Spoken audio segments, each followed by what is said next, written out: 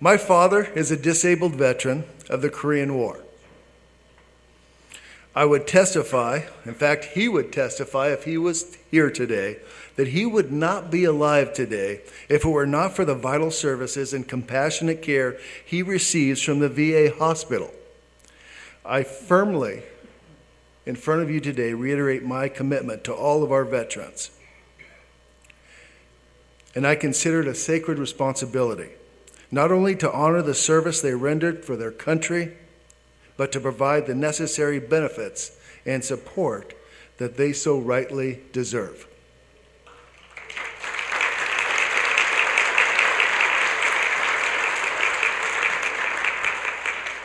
I think I'm going to make it through this with this mic.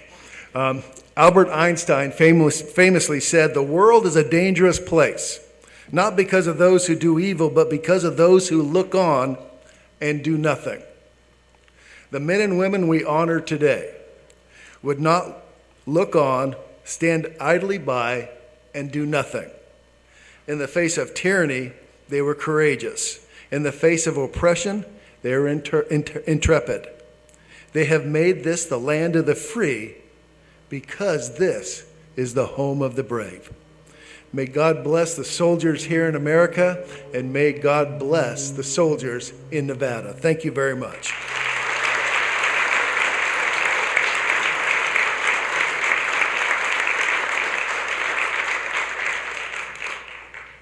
Thank you, Senator Heller. At this time, it gives me great pleasure to introduce Congresswoman Berkeley.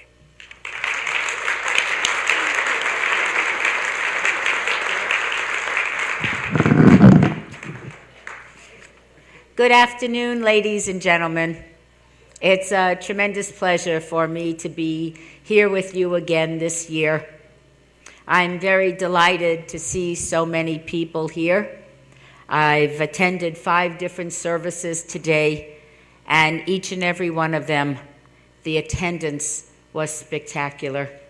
I think that's very important, and I'm very pleased that so many people, so many of our fellow citizens are joining us today. It's lovely to see so many of my dear friends, almost family, sitting here again this year, and I'm sorry that some of the people that have been coming here for many years are no longer among us. In all the years that I've been here, I've shared a bit of myself and my family with you on this very special day.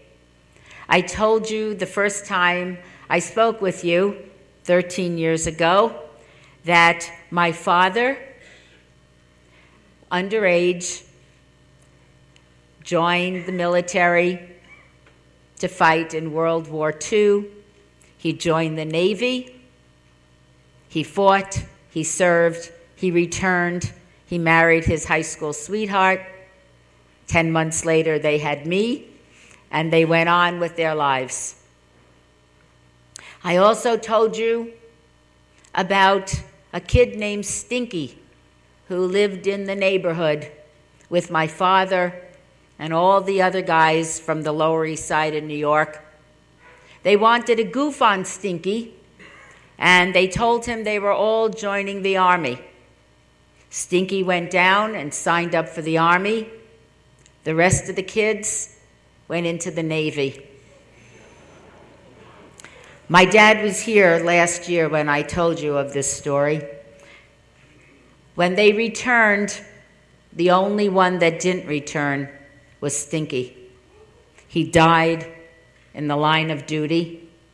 To this day, my father mourns his loss and feels responsible. He, along with thousands and thousands of our brave men and women, did not come back. This is a day that we pay tribute to our fellow citizens that made the ultimate sacrifice so that the rest of us could be here today. This is the day that we also speak and thank and pray for their family members and their loved ones for having made that sacrifice along with their servicemen or women, and have a hole in their heart for the rest of their lives for their loss for our nation.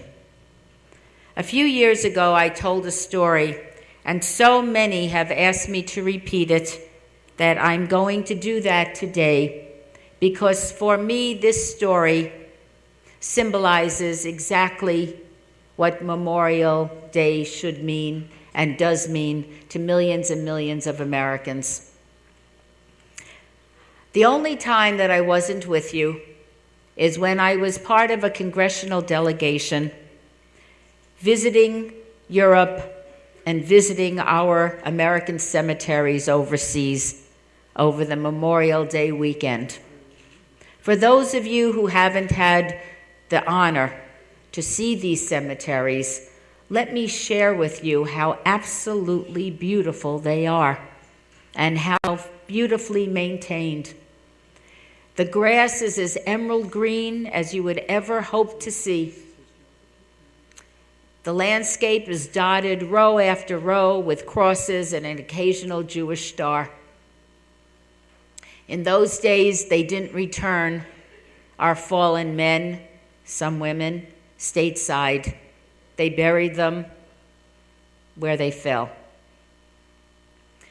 The man that ran one particular cemetery did us the honor of taking us through. He knew the history of every young man lying in that cemetery. As we walked through the grave markers, he would look at one and he says, "That is Frankie O'Malley, fresh off the farm, Idaho, 19 years old." Then he'd go over here. That was a city kid. Came here fought with his brother and his uncle, and they're buried here too. But the one that stays in my mind forever, and will stay in my mind forever, is a story he told about this young man, 20 years old, got engaged to his high school sweetheart on the eve that he shipped out. They made a pact that upon his return, he would buy a bottle of champagne and they would toast the fact that he was back and that they were going to be starting their lives together. He was 20 years old. He never made it back. But every year since he was buried, a young lady would come to the cemetery with a bottle of champagne and 2 glasses. She would uncork the champagne. She would pour 2 glasses. One she drank, the other one she poured over his grave. She was a young girl when she first started coming, and then a young woman, and then a middle-aged woman, and then an older woman. He told us that a few years before we got there, she stopped coming. She either became too infirm to make that trip, or she herself has passed away and is now with her fiancé. I tell you this story because for me, it is the very essence of why we are here today. We are paying honor and tribute to all of these young men and women with so much of their lives ahead of them that went to war, didn't return with the others. No matter where they're buried, we owe them a great debt of gratitude for our freedoms and the very democracy that we have so much pride in. Whenever a young serviceman loses his life in Iraq or Afghanistan, we all get a phone call. They tell us who he was, who his family was, they're from Nevada, and how to get in touch with the family.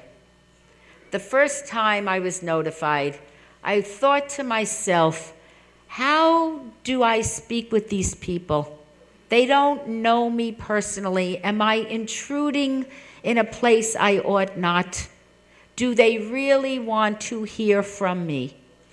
I can tell you now, after making many of these phone calls, how important it is to let these families know, these moms and dads and brothers and sisters and spouses and fiancés, we've had one of those too, how much their nation appreciates what they have sacrificed, and that our thoughts and prayers are with them, not only on Memorial Day, but every single day of the year.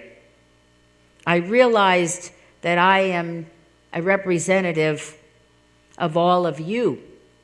So it's not me that the families are hearing from. They are hearing from all of you through me. I thank you all for being here. It's an important sign of respect, not only for our nation, but for the many, many men and women who have made the ultimate sacrifice for all of us, generation after generation, so that we can be here in beautiful Boulder City on a balmy southern Nevada day to thank them, honor them. May God bless all of us today, and may God continue to bless America.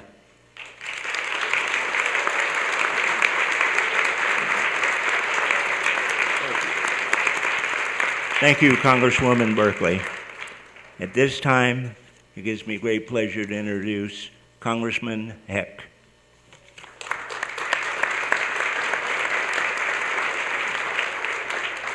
I'm afraid to touch this, but I want to thank my colleagues for working out the kinks. Good afternoon, everyone. It's truly a pleasure and an honor for me to be here with you on this hallowed day. You know, when we get to Memorial Day, I start to think about what does Memorial Day mean for different people? What does it mean for me? And, you know, I grew up in a family where we all celebrated Memorial Day. The flag went up. We recognized those who served. My grandfather, as an Italian immigrant, served with the U.S. Army in World War I. I had cousins and uncles who served in the military and thought that someday I, too, would serve. Well, that day came in January 1991 when Desert Storm started. And I was doing my residency in Philadelphia, and I thought, you know, if I can volunteer for service, go over, and if one service member made it back home alive because I was there, then it would have been worth everything for me to do that. So I called the Army recruiter and said, look, I want to join the Army Reserves immediately.